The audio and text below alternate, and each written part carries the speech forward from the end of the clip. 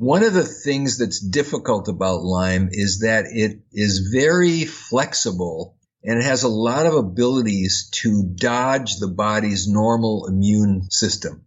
Welcome to the Less Stressed Life podcast, where our only priority is providing those aha moments to uplevel your life, health, and happiness.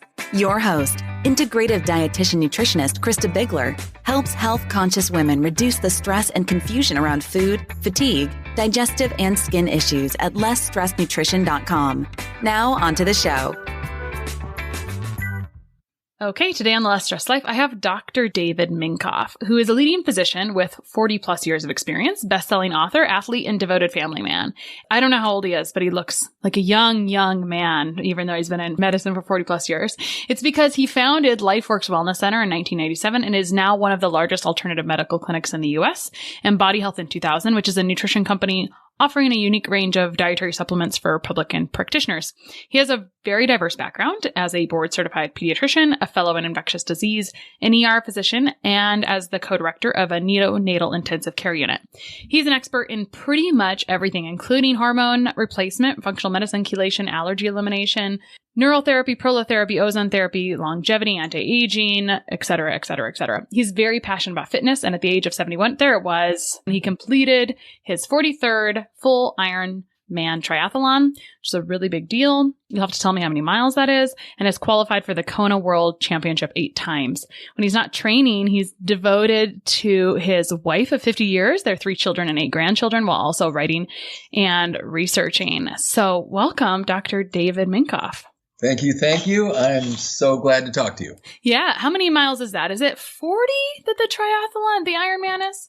Ironman is a swim of 2.4 miles, a bike ride of 112 miles, and a marathon, which is 26.2 miles. Okay. I knew it was. So you do back to back. Yeah. I knew it was a lot of miles. So awesome. Well, we could talk about a lot of things because there's a lot of topics, but I've got a couple episodes back to back about Lyme disease. So I wanted to bring you in for talking about Lyme disease. So let's get into it. Who is at risk for Lyme disease, and what do those symptoms in those first few weeks look like when someone has maybe contracted it? Okay. So there's sort of a traditional view of Lyme disease, and it's called Lyme because in Lyme, Connecticut, an outbreak occurred in mostly young women with arthritis and autoimmune type symptoms, sometimes fatigue, sometimes fibromyalgia type symptoms. And they isolated the outbreak to a particular bacteria called Borrelia burgdorferi. This bacteria was transferred to the person from a tick bite. It was a particular type of tick called a deer tick, and there are deer endemic to Connecticut. And so the tick would bite the deer was infected, the tick would then bite the person, and traditionally or classically, the tick would latch onto the person's skin, suck their blood, transfer the contents of their mouth and the bacteria into the body of the person, and then the person would get a rash which looks like a bullseye around the area where the bite was, followed by some flu symptoms, maybe joint pain, fatigue, flu-like symptoms. And then if it was treated right away, you could use antibiotics, amoxicillin, tetracycline. Most people did about 3 weeks, and the cure rate was high. The only problem with this is that many times after the tick bite, there was no bullseye rash and no flu syndrome. The person got bit, they might have seen the tick, but they weren't sick. And then the Lyme bacteria lay dormant in their system for some period of time, maybe months, maybe years, maybe decades. What's been further learned about it is that if you culture the number of bacteria in a human mouth, there are thousands. And if you look at the bacteria in the tick's mouth, there's probably thousands also. There's many. And while Lyme disease was associated with one particular bacteria, this Borrelia, it turns out that many people, when they get bit, also get another half a dozen or a dozen bacteria, which are known as co-infections. They go along with the Lyme. And names like Ehrlichia, Bartonella, Rickettsia, there's a whole bunch of them that often are part of the infectious state. Many times when doctors are thinking of Lyme, they're doing testing for only the one bacteria, which may or may not show up, and they miss the other ones. Or they miss that the other ones cause the infection and not just the Borrelia. This organism, Borrelia, is called a spirochete. It is a particular kind of bacteria. It has a very unique shape. It looks kind of like a corkscrew. And these bacteria have even been isolated from Egyptian mummies from 2000 BC. So they've been around for a long time. Infectious diseases tend to go in cycles, and we are in a worldwide Lyme cycle now, where the incidence of Lyme is very high, and our clinic specializes in Lyme, and we see patients from all over the world, Scandinavia and China and Hawaii and Europe and South America and Mexico and all over the United States. One of the things that's difficult about Lyme is that it is very flexible and it has a lot of abilities to dodge the body's normal immune system. So it can put a protective cover on itself. It can put out sort of these biotoxins which cause the immune system to not discover it. They can hide in a cyst form within cells and not be discovered. And what most of the patients that we see, like 99%, come in after seeing a whole series of doctors. Our average is 13 doctors, no diagnosis. They feel bad. They might have tingling arms and legs. They might have headaches. They might have arthritis or arthralgias. They've been diagnosed with some kind of autoimmune disease. They might present with multiple sclerosis, but the treatments and the diagnostics, so up to the time they get to us, they haven't been really figured out. And we have laboratories that specialize in Lyme that we use, where we're able to actually discover that the organisms are in the body, they are causing the problem, and that they can be treated. Unfortunately, the treatment of Lyme with antibiotics, when it's in this later stage, they got it 5, 10, 20 years before, it's been dormant, and then what happened is they got a stressor. They had an operation, a car accident. They got a vaccine. They got a virus. They got a divorce. They got fired. Big stressor, which made their immune system go down, and then the Lyme seems to wake up and then add to the problems that they have. And so that's usually what we see when someone comes in. We often find that they have some parasites and they had mono when they were a kid and that's reactivated, and they had nutritional deficiencies, or they might be eating bad in general, and their body is in kind of a low state, and the Lyme can then add to this sort of party and make the person really sick.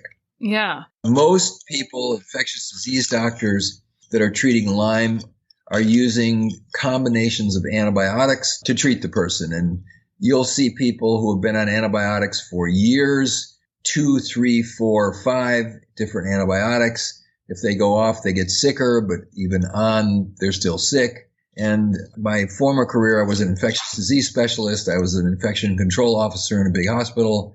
I am not anti-antibiotics, but what we found is that for chronic Lyme disease, antibiotics usually make things worse, not better. And so we just almost never use them. We have other ways to treat: ozone, herbs, homeopathics, and we have about an 85% success rate with people so that they can actually get better and they can resume their normal life. Yeah. Well, I was kind of wondering if we went supportive, and we can talk about that a little bit later. But first, that was a great overview. I appreciated that where the traditional Lyme comes from and the bullseye. And the issue really is, it's great if you can catch it early, but there's some outliers, as you just mentioned, which is, okay, we apparently have had this for a very long time. So then how do we get an appropriate or an accurate diagnosis? So maybe what we'll do first is let's talk about how Lyme is traditionally diagnosed beyond bullseye rash, like the testing, the blot, etc., and what the other options are on the market that are actually accurate, effective. And I feel like this is the answer with most tests. You could have a negative test and you could have Lyme, possibly. So can we talk about all those scenarios? Yeah, I mean, most people who are seeing their regular family doctor or even infectious disease specialists are getting a LabCorp, a request for Borrelia. The antibodies may or may not be positive. We find in many cases they aren't positive, or they test these different antigens, these different proteins that are on the surface of the Lyme bacteria. And the Center for Disease Control criteria is that you have to have at least 3 of these bands, and some people only have 1 or 2, and then they say they don't have Lyme. And then many people get reduced to, you're just menopausal, why don't you take Prozac? And this is all in your head. Almost everybody that we see has been through that experience. You know, we did the test, you don't have it, or we did the test and you do have it. We gave you 30 days of antibiotics. If you had it, you should be fine, and you're not fine, and we can't find anything else, so go see the psychiatrist. This is the overwhelming majority of people who have been sick for a long time. That's what I hear from them. You just have to have better diagnostics, and you have to not dismiss patients because they have mental or psychological or fatigue symptoms, because most of those people 5 years before, 10 years before were productive, active, normal people, and you know, it just isn't in their genes to be a debilitated, I'm on the couch, I can't work, I'm on disability, I've been through 16 doctors, and I know I'm not crazy, but everybody tells me that I am.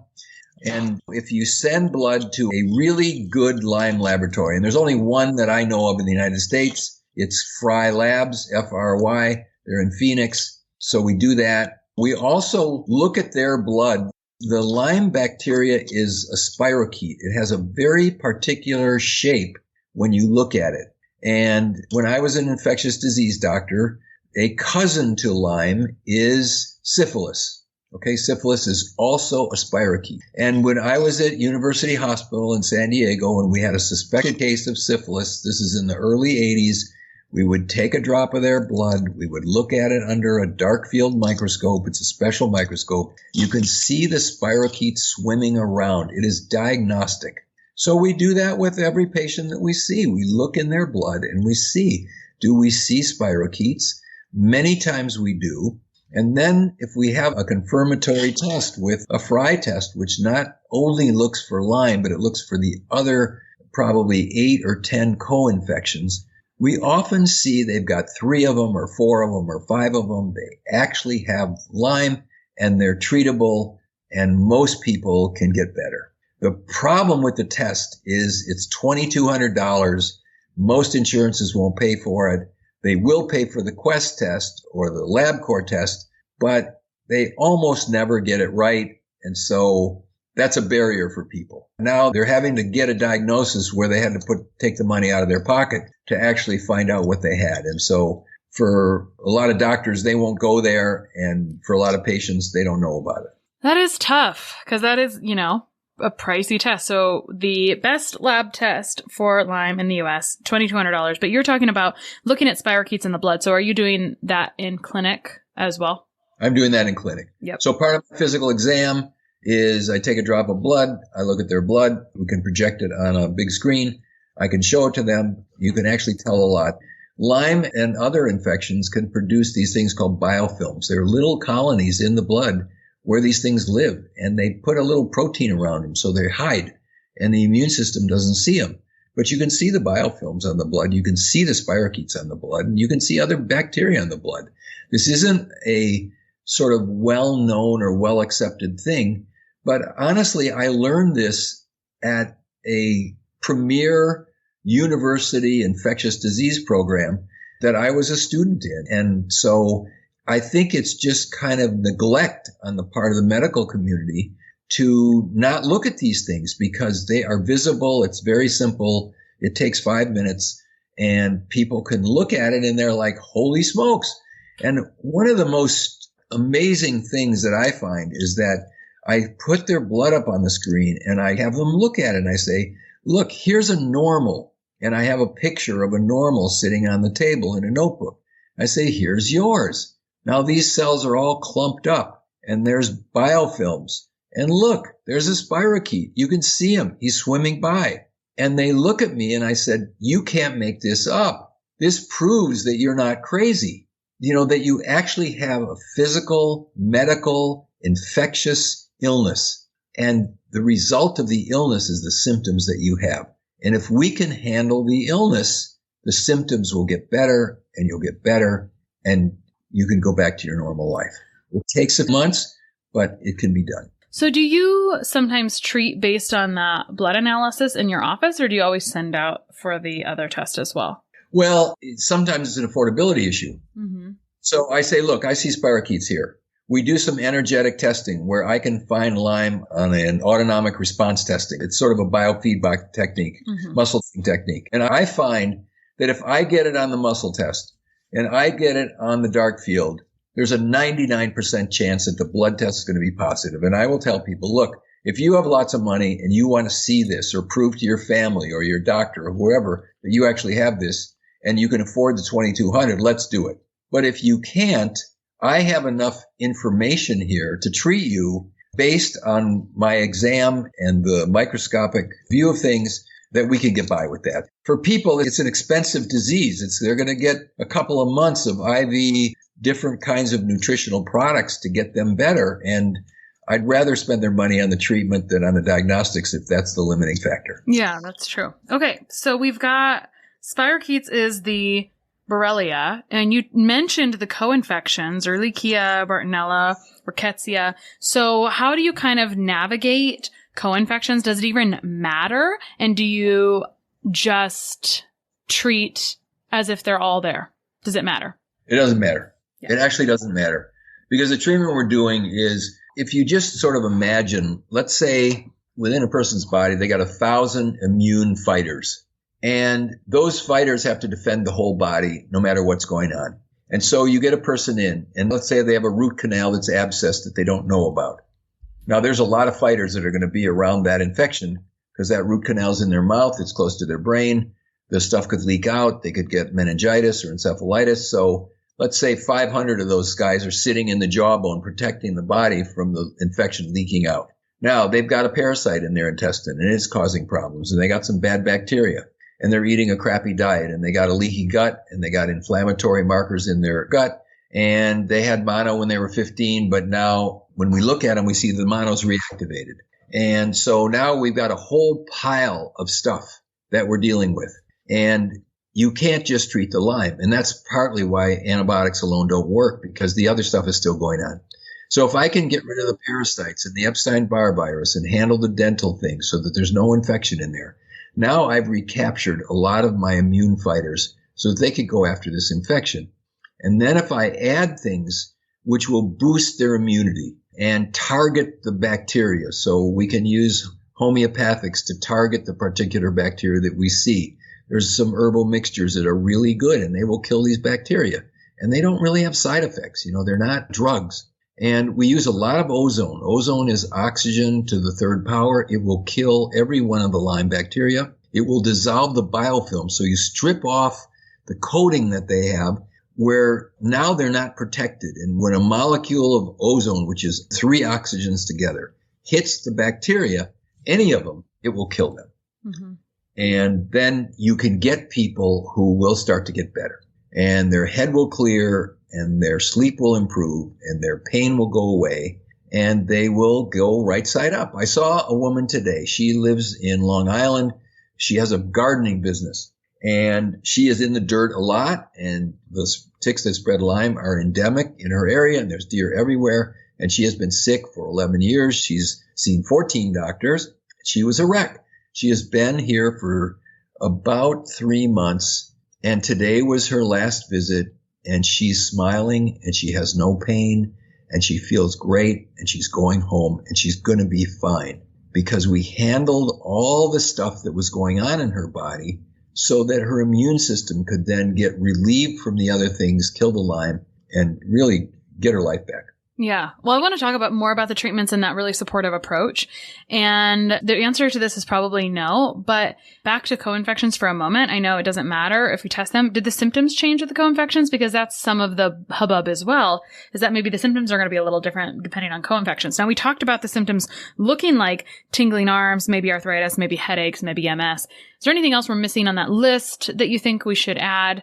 And then do the symptoms change with co-infections? Here's the problem. If it was one infection, let's just say it was one infection, maybe there's characteristics that make you go that way, but usually there's more than one. And then you have this overlying of these other infections.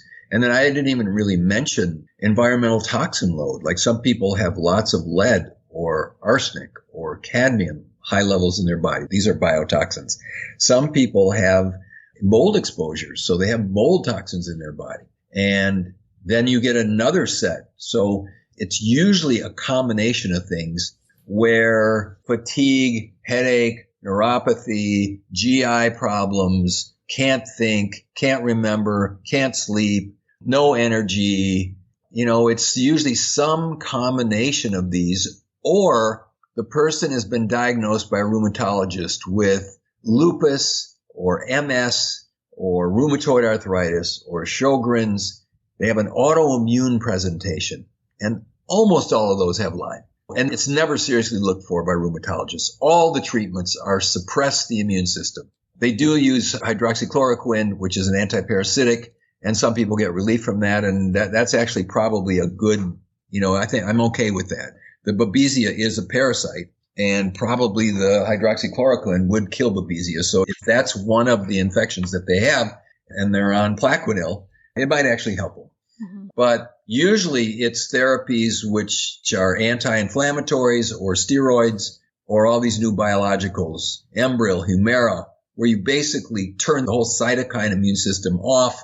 And now the person's way higher risk for cancer and other infections. And I don't think it's the road most people want to go down. Yeah. Well, I'm going to recap to this point, and then let's get into support, treatment, et cetera, a little bit more. So we talked about Lyme, kind of the manifestation, the traditional manifestation. Now, not everyone does get a bullseye either, correct? Almost nobody gets a bullseye that we see. Mm-hmm. Okay. Almost nobody. Like if they get it, they go to the doctor, and the doctor's like, oh, you got Lyme. There's a tick bite there. Take amoxicillin or doxycycline, 3 weeks. And they're good. It'll cure them. Mm-hmm. It's a good treatment. So I do that. But most of them don't get it, or they missed it. It was on the back of their leg, or it was on their back, or they didn't see it, or it was on their scalp. They missed it. Because when I ask them, when were you diagnosed? And did you have a bullseye? Were you initially treated? And the answer is 99% of the time, no. They never knew they had it. Mm-hmm. Yeah. And when are we past the point of no return on regular antibiotics being very effective? Is that about that first month? I think that's reasonable, yes. Okay. All right. So then we're getting into, you can do some live blood analysis, essentially. We talked about testing. Traditionally, I believe they use Western, like you said, that you're getting sent out to LabCorp. My understanding is that's Western blot. I wonder what the accuracy is of that in general. Do you have any idea? Well, it's terrible. And it's terrible because the bacteria can shift the antigens, and they may not get the ones that they're looking for. These organisms have a lot of flexibility. And if you look at Bartonella, there's many, many species of them. It's not like there's one and all of them have the same thing. There's hundreds of them, and they're not testing for all of them. They're testing for a few of them. So it gets missed. Mm-hmm. That's the problem. Until 2 years ago, they said, well, there's no Lyme in Florida. These are the wrong kind of deer and the wrong kind of ticks, and we just don't see Lyme in Florida. And we've been treating Lyme in Florida for 20 years. So most infectious disease doctors are not very savvy on this disease, and they don't have experience with it. And they're going by regular lab tests, and they're negative, and so they think the people don't have it, but they actually have it. Mm-hmm. And it's an education point, and it's an awareness point. And I think it is getting better. But because there's so many people that are suffering from this. And, now there's documentaries and awareness is going up, like you're talking about it, and lots of people talk about it. So as people get educated and they start looking, they just have to seek out someone who is experienced with this and can properly diagnose them and then give them a treatment that's not worse than the disease itself. Yeah. And I mean, a competent practitioner isn't necessarily easy to come by. And sometimes when we get into Lyme and mold and kind of these semi-doomsday-ish seeming things, it can become or seem a little overwhelming. So I think it's good to just review kind of what it looks like, myths and facts. I appreciate someone who sees it all the time because you're very straightforward about it. So let's talk about treatment. You've mentioned ozone therapy. I think ozone therapy is fascinating. I've actually been pretty fascinated by it for years. I'd love to hear more about how you got into ozone therapy, and I'd love to talk about ozone therapy more another day as well. But let's talk about, in general, I think about antibiotics being kind of an abrasive therapy. Yes, I'm not anti-antibiotics, but they're used in certain points, but to use them chronically for 2 to 5 years, not so great for the overall system. So thinking about abrasive versus supportive, you kind of mentioned before, we're doing things like the ozone kills the bacteria and I feel like a non-abrasive way. You can correct me there. It feels supportive, and then the immune system can kind of come in and do what it needs to do a little bit. So you're using a combination of ozone, herbs, homeopathy, and allowing the immune system to recover. Is that correct? And do you want to explain a little bit more? That's correct. In about 3 out of 4, that works. Like it works. They'll do 20 to 40 ozone treatments intravenously. We'll put them in an ozone sauna. They'll do a couple of those a week. Average patient, somewhere between 2 and 4 months, will get better. Sometimes they need a little bit longer, sometimes less, just depends on their age and their overall health, and that we handle the other problems that are going on. They'll get better. About 3 out of 4. 1 out of 4, we have to resort to another treatment. There is available a silver preparation, which we are able to give intravenously. So silver is a natural antibiotic. It's used in burn units and wound infections, and it's actually accepted medically as both an anti-inflammatory and an antibiotic. And so some of these people, we do the ozone treatments, but it just isn't enough. And we add a course it's a 17-day program where we do IV silver. And usually between the combination, our success rate on people who have been to an average of 13 doctors, undiagnosed and unsolved, about 85% of them will get better. They will go through the treatment program and they will say, like this woman today, like I said, how are you doing? She said, I feel great. I am back to my normal self. And so that's my goal. When I hear the patient say that, they're going to go home and they're going to be fine. They have to keep in their lifestyle. They have to keep in their diet. They have to keep in their supplements. They have to keep in their sleep. They have to manage their stressors. We're all under it more now than we ever have in history in terms of environmental load, whether it's EMF or just toxins and exposure to drugs and exposure to bad food and sedentary lifestyle and craziness in the sort of social political scene that most of us are maxed out. And then if you have an underlying infection that might blossom, it adds to that. So when you get better, you have to start to be able to manage those other things too, because we're not made out of steel. We're humans and we're susceptible and we have emotions, and we have to keep ourselves in an environment where we can actually survive rather than succumb to all the stuff that's around us. Yes. Okay. So thank you for going over that. There's the potential person who doesn't respond to treatments, definitely. Okay. So I have one more kind of big picture question, which is really the other episode we did around this. We kind of talked about a story. It was a past guest, and her daughter was diagnosed with juvenile idiopathic arthritis. And sometimes it's really kind of divine how things work, because she shared how she kind of went through the motions, even though she's holistically minded. She really felt that this is not quite right. I'm going to advocate for my child. She was able to get some Lyme testing. She was able to get immune support. Her daughter is doing substantially better. And then it's funny because another colleague of mine sent me a message. She wanted to schedule an appointment for her child who had also been recently diagnosed with JIA. So I sent her the episode before it was published. And so I don't know that will turn into Lyme, but it felt very like serendipitous, right? That sometimes things pop up. So we were talking about kids. And so the question is, we've got these perfectly healthy children outside of this obnoxious random tick bite, right? So let's talk about, do you have tips for screening in kids? Because this could be easily missed in a child. If we're looking at flu-like symptoms, or if you don't even have flu-like symptoms, that's sometimes part of pretty much any child's life, right? Is flu-like symptoms at some point. So do you have tips for screening in kiddos? And then also the other question to stack onto that, and I think you've answered this in other ways maybe, is this person won't deal with this diagnosis their entire life. It's possible to get rid of it 100%, or will there be some latent hanging out, something like you'll always need a support? And like, could it ever reemerge if you think you're good to go? I hope that made sense. Yeah, it did. And here's, I think, what the truth of it is. There's a Lyme diagnostic laboratory in Colorado Springs, and they do a urine test. They do a PCR urine test. This is similar to what's being done for COVID right now. Mm-hmm. And so they have a PCR test for a dozen Lyme bugs. And in the research that the laboratory was doing, So they go down to downtown Colorado Springs and they recruit 100 people off the street and said, we'll pay you whatever they paid them to be a guinea pig. And here's what we want to do with you. We want to bring you back to the laboratory. You're going to get a free massage, and it's sort of a Rolfing massage. It's a deep tissue massage where they could stir a lot of stuff up. They could really work the muscles and really deep massage. And then after that massage, give them a whole bunch of water to drink, collect the urine, and do the PCR test on their urine, looking for these dozen Lyme-associated bugs. Now, these are all asymptomatic people. They're not sick. They're not going to doctors. They're not on medicines. These are just young people, probably in their between 20s and 40s, who are just selected randomly. They found that 9 out of 10 had PCR positive testing in their urine for one or more Lyme organisms. And their detection limit was that if you had as few as 10 bugs in your body, you would test positive. I think these things are all over. It's just like COVID is all over. Mm-hmm. You can wear a mask and you can hide in your house, but by golly, these virus particles are really small and they travel on airstreams and they are all over. And if you get sick, you got exposed. And if you didn't get sick, you got exposed.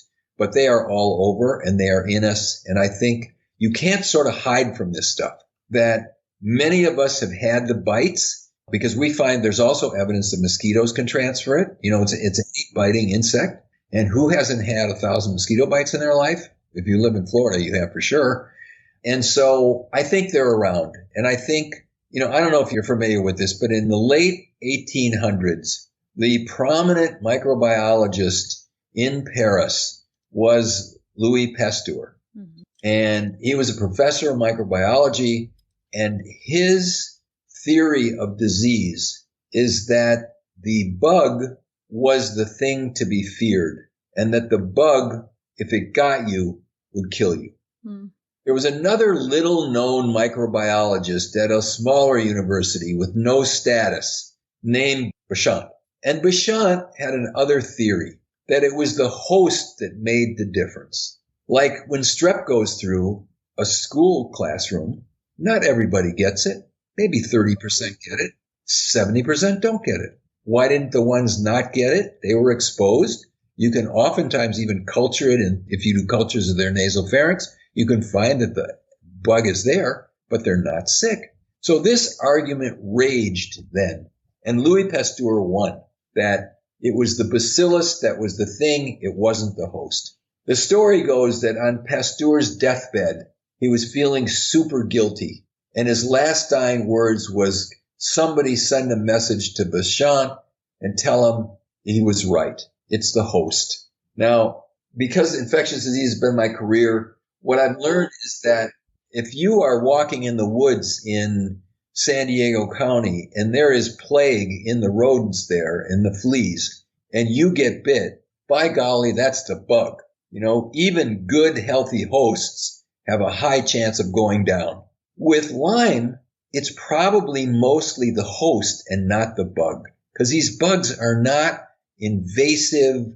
It's not like flesh-eating strep, where in hours you see these tissue planes just dissolve because the bacteria is so ferocious, or like meningococcal meningitis, where it's like, man, you get that thing, you could die in 24 hours. So I think Lyme is mostly host, and that if you have a healthy host, that your chances of having a long-term chronic illness with it are low. And that most of us probably have these bacteria in us, and that attention to basics like nutrition and sleep and sunshine and healthy relationships and exercise, these are the keys. And that if people keep those things, it's a key. Same with COVID. I don't think COVID is really that it's the bacteria.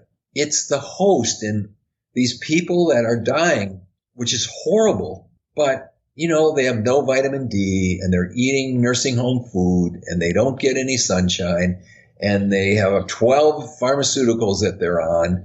They just have risk factors which just make them so susceptible. Whereas your average person who is in good health and paying attention to the other stuff, they don't have a problem with it. And I think that's true mostly for Lyme also. Perfect.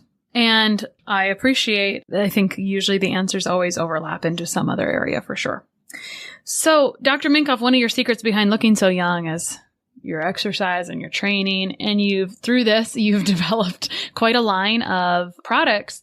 And it's funny because during our conversation, I realized I clicked on my link for your website and I thought, I have this on my shelf. So anyway, do you want to tell us about your favorite thing in your cabinet arsenal? What is one of your favorite one or two things from BodyHealth that you developed? Okay. So if anyone's interested and if you want to read, I wrote a book. It's an Amazon bestseller and it's a really good book and it's entertaining and anyone could read it. And I think it's a view on nutrition that almost no traditionally educated doctor or dietitian or nutritionist ever had any clue of. And I think they were given false information. So the book is called The Search for the Perfect Protein. You can buy it on Amazon, but if you want to get a free download on it, you can go to bodyhealth.com and you can download it free. Mm-hmm. And it's written for a layperson and it's lots of information. And the product in there, what I learned from my own experience is that even though I was trying to eat a nutritious diet and doing Ironman training plus a, very busy doctor family life, that I was protein malnourished and that eating the foods that I was eating, I was not able to nourish my body in a way that when I got a hamstring pull that I could actually get it healed. And I started experimenting with combinations of amino acids, which are the building blocks for the proteins in your body. And that I hit upon a combination of amino acids, which actually produced more nutritional change in the body in the way of repair and building protein than anything that exists even from that now. And that product is called Perfect Amino. It comes as powders or tablets. And I just suggest people take 2 scoops in a glass of water every morning. And we have thousands of success stories. If you're in a competitive athletic field, the people that are beating you are taking this product. I can almost guarantee you. It's in lots of pro sports. It's NSF certified, so it's clean. There's no drugs. There's no anything in it. It's like the purest thing you ever saw. It's just amino acids, pharmaceutical grade amino acids. And so that's my every morning. When I get up, the first thing I do is I walk into the bathroom and I put a little tablet, which is called H2 Infuse. This is hydrogen in a tablet. And I add it to about 4 ounces of water. It fizzes up and I drink it down. I shave and I brush my teeth. And that hydrogen is probably one of nature's best antioxidant healing de-inflammation molecules. So it's called H2 Infuse and it's a great thing. Then when I'm done with that, I put a scoop. We have a reds combination and a greens combination. They taste really good. They're organic. They're non-GMO. They're like all the quals are in. I put a scoop of that in a glass of water in a shaker cup and 2 scoops of Perfect Amino. I like the berry flavor. I shake it up and I drink it down. Now that gives me protein, 10 servings of vegetables, a good dose of antioxidants. I then work out for a couple hours and then by 8 o'clock I go to work. And it just really sets me up for the day. So those are the products that I use a lot of our products. We have a great fish oil product and we have a great multivitamin that's got in 2 tablets twice a day what you'd have to take 12 of anybody else's.